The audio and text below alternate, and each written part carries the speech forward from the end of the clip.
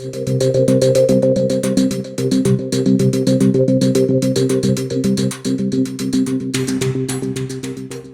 NCR में दम घोटती हवा के चलते रविवार को ग्रैब के सबसे आखिरी कदम चरण 4 को लागू कर दिया गया।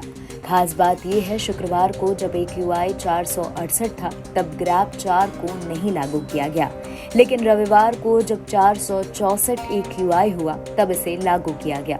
Commission for air quality and management ने ये फैसला लिया है।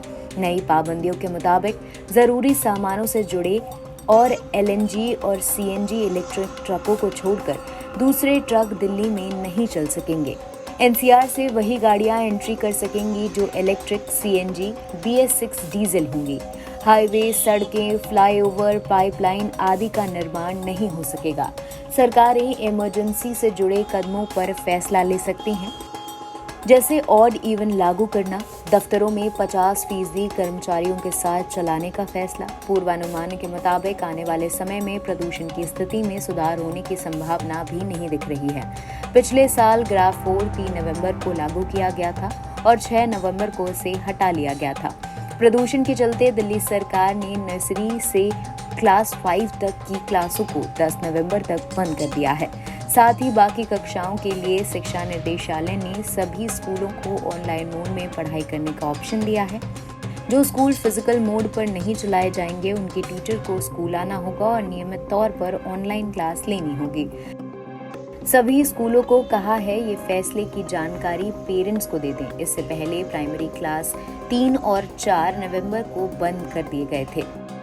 दिल्ली सरकार के ट्रांसपोर्ट विभाग ने ग्रैब 4 की एडवाइजरी के तहत दिल्ली में ट्रकों की एंट्री पर पाबंदी से संबंधित एक आदेश जारी कर दिया है।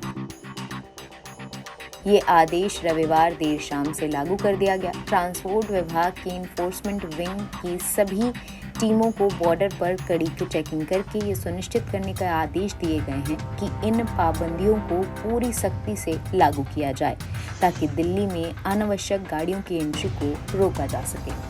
दिल्ली से दूसरे राज्यों में रजिस्टर्ड लाइट कमर्शियल व्हीकल्स पर भी नियम लागू होगा। केवल इलेक्ट्रॉनिक, CNG और BS6 डीजल वाली गाड़ियां ही चल सकेंगी।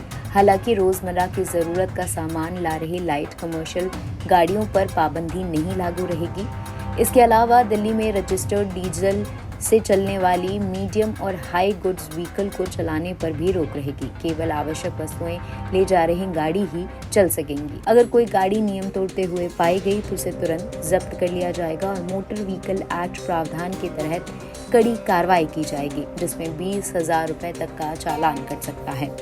NBT ऑनलाइन की रिपोर्ट।